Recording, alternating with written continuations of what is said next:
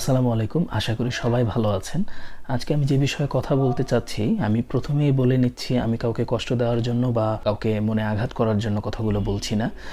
কথাগুলো বলার একটাই কারণ হচ্ছে যে আমার বিষয়টা খুব খারাপ লাগে যে এই যে জিরো থেকে হিরো হওয়ার যে ব্যাপারটা, আমরা চাইলেই কিন্তু জিরো থেকে হিরো হতে পারি না।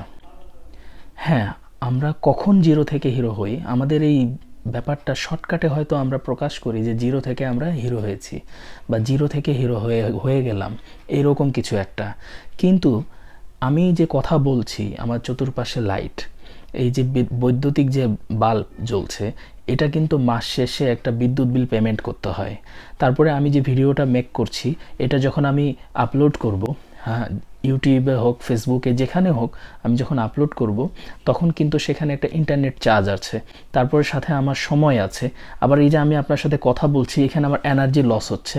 হ্যাঁ, আর বিশেষ করে হচ্ছে আমি এই যে বিদ্যুতে যে ফোনে যে চার্জ দিচ্ছি, সেখানেও কিন্তু একটা টাকা ইনভেস্ট হচ্ছে, বিদ্যুৎ কাটছে, একটা বিল আসছে। তারপরে হচ্ছে আমি যে এই ফোনটা স্ট্যান্ডের উপর রেখেছি, সেটা কিনতে টাকা লেগেছে, আমার ফোনটা কিনতে টাকা লেগেছে। তারপরে আমি যে বাজারে গিয়েছিলাম এই ফোনটা ক্রয় করার জন্য, তারপরে হচ্ছে মাইক্রোফোনটা ক্রয় করার জন্য, স্ট্যান্ডটা ক্রয় করার জন্য, তারপরে বাল্ব ক্রয় করার জন্য, যে লাইট, বৈদ্যুতিক লাইটটা ক্রয় করার জন্য যে আমি গিয়েছিলাম, রাস্তায় গিয়েছি, এসেছি, এখানে আমার সময় গেছে, টাকা গেছে, তারপরে আমার এনার্জি গেছে, অনেক কিছুই। তারপরে হচ্ছে এই যে একটা গঠনমূলক একটা সেট আপ হয়েছে, তারপরেও সেই রকম হয়তো হয়নি। কিন্তু আপনারা হয়তো যেমন আশা করছেন তেমন আমি করতে পারিনি, কিন্তু আমি চেষ্টা করেছি যে একটা সুন্দর একটা সেট আপ দেওয়ার জন্য। কিন্তু ওই যে জিরো থেকে হিরো হওয়ার যে ব্যাপারটা, আমরা সমাজে যে একটা প্রচলিত একটা কথা আছে যে জিরো থেকে হিরো হয়, এই যে কথাটা, আমি যে কারণেই, যে জন্যই ভিডিওটা আমি এখন তৈরি করছি, যে এই ব্যাপারটা একদমই ভুল। জিরো থেকে কখনো হিরো হওয়া যায় না। আসলে এটার মাধ্যমে যারা বেকার, তারপরে হচ্ছে জবলেস, কোনো কিছু কাজকর্ম মানে করতে পারে না বা পায় না, বা কাজের সন্ধান মিলে না, জীবনে কি করবে সেটা বুঝতে পারে না, তখন কিন্তু এই যে জিরো থেকে হিরো হওয়ার ব্যাপারটা তার মনের মধ্যে আসে যে আমি কিভাবে এই জিরো থেকে হিরো হব। তখন সে কি করবে, সে একটাই চিন্তা করতে থাকে যে আমাকে শূন্য থেকে উঠে আসতে হবে। কিন্তু এই শূন্য থেকে উঠে আসা কিভাবে? আপনি যদি একটা জব ইন্টারভিউ দেন বা একটা চাকরির জন্য আবেদন করেন, সেখানে কিন্তু আপনি, ধরুন আমি বলি যে গভর্নমেন্ট জব, তো এই গভর্নমেন্ট জবে প্রথমে সার্কুলার হয়, তারপরে সেই সার্কুলার দেখে একটা নির্দিষ্ট পরিমাণ সরকারি পেমেন্ট আছে। তো সেই পেমেন্টটা কোত্থেকে আসবে? আপনি জিরো থেকে হিরো হবেন কিভাবে? সেই পেমেন্টটাও কিন্তু বাবা দিবে, হয় মা দিবে, না হয় যে কোনো একজন দিবে, বা আপনি টিউশনি করে হোক, যেভাবে হোক ম্যানেজ করে পেমেন্ট করবেন। এই যে পেমেন্ট করলেন, তারপরে ধাপে ধাপে এক্সাম হলো, আপনি এক্সাম হলে গেলেন, 3 ধাপে, প্রিলি, রিটার্ন, ভাইবা। এই যে এই পরীক্ষাগুলো যে দিতে যাবেন, আসবেন, এই যাতায়াত খরচগুলো, সময়গুলো, এগুলো কি ফ্রি? এগুলো তো ফ্রি না। আর আপনাকে তো এমন না যে জবে এক্সাম দিতে গেলে টিএডিএ দেওয়া হয়, দেওয়া হয় না।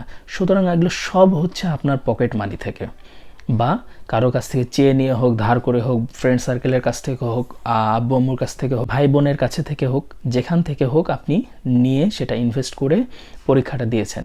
আপনি এক্সামে টিকবেন কি টিকবেন না, এটা আদৌ কোনো নিশ্চয়তা নেই, কিন্তু আপনি ইনভেস্ট করেছেন। আমার বলার একটাই কারণ হচ্ছে প্রত্যেকটা জিনিসেই ইনভেস্ট। আপনি পুকুর একটা ক্রয় করেছেন, একটা পুকুরে মাছ চাষ করবেন, হ্যাঁ, অনেক পুরনো, হ্যাঁ, হতে পারে একদম রেডি পুকুর, পানি আছে, খনন সব ওকে, আপনি শুধু মাছের পোনা ছাড়বেন, মাস শেষে বা 6 মাস পর পর বা 1 বছর পর পর মাছ বড় হবে, সেগুলো নিয়ে বাজারে বিক্রি করবেন। কিন্তু পুকুরটা শুরু হয়েছে কোথা থেকে? মাটি ছিল, সে মাটি খনন করেছে, তারপরে সেটা গভীর একটা নির্দিষ্ট পরিমাণ একটা জায়গা নিয়ে গভীরতা হয়েছে, তারপরে সেখানে পানি আপনি অন্য জায়গা থেকে সেচের মাধ্যমে, মোটরের মাধ্যমে হোক, বা বিভিন্ন জলাশয় থেকে নিয়ে, বা নদী থেকে নিয়ে, অথবা বৃষ্টি বর্ষণের মাধ্যমে আপনার খালটা, আপনার পুকুরটা মানে ভর্তি হয়েছে, তো তারপরে আপনার সেটা পুকুর হয়েছে। কিন্তু আপনার কিছুই নাই, জিরো। এই জিনিসটা কিভাবে? জিরো থেকে কখনো হওয়া যায় না। ওই পুকুরটার জন্য প্রথমে মাটির প্রয়োজন হয়েছে, আর মাটিটা অবশ্যই আপনাকে কিনে নিতে হয়েছে, অথবা কারো কাছ থেকে লিজ নিতে হয়েছে, বর্গা নিতে হয়েছে, ওই জমিটা আপনার কাছে কারো কাছে নিতে হয়েছে। হাওয়ার উপরে কিন্তু পুকুরটা হয়ে যায়নি, আর মাছ চাষ করার জন্য এতগুলো পানি, এতগুলো মাছ আপনি নিয়ে আসতে পারেননি। সুতরাং এই যে জিরো থেকে হিরো হওয়া, এই জিনিসটা আমার মনে হয় এই প্রচলনটা বাদ দেওয়া উচিত, যে আমি কিছু ইনভেস্ট করেছি বা আমি কিছু এখানে শেয়ার ইনভেস্ট করেছি বা যে কোনো আমার পরিশ্রম, টাকা, যে কোনো কিছু খুব অল্প করে আমি শুরু করেছি, তারপরে আমি এই পর্যায়ে এসেছি।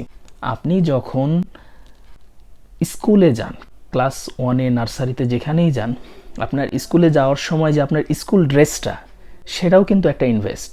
তো সেটা কোত্থেকে এসেছে? অবশ্যই আপনার অর্থের প্রয়োজন। তো স্কুল ড্রেসটা কি বাবা মা কি কারো কাছে চেয়ে নিয়ে আসছে?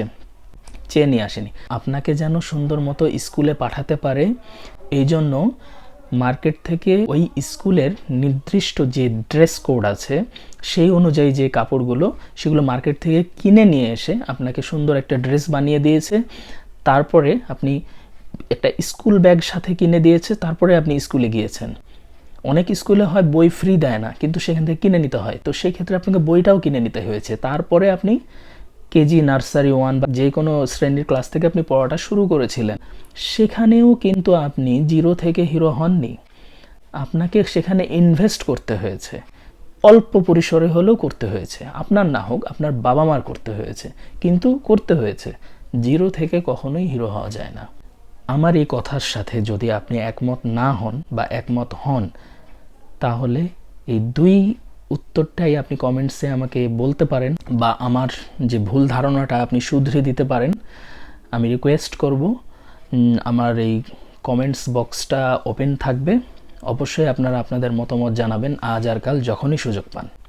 তো ভালো থাকবেন, সুস্থ থাকবেন, আর ক্ষুদ্র ক্ষুদ্র পরিসরে চেষ্টা করে বড় হবেন, এই প্রত্যাশায় আজকের মতো ভিডিও শেষ করছি। আসসালামু আলাইকুম।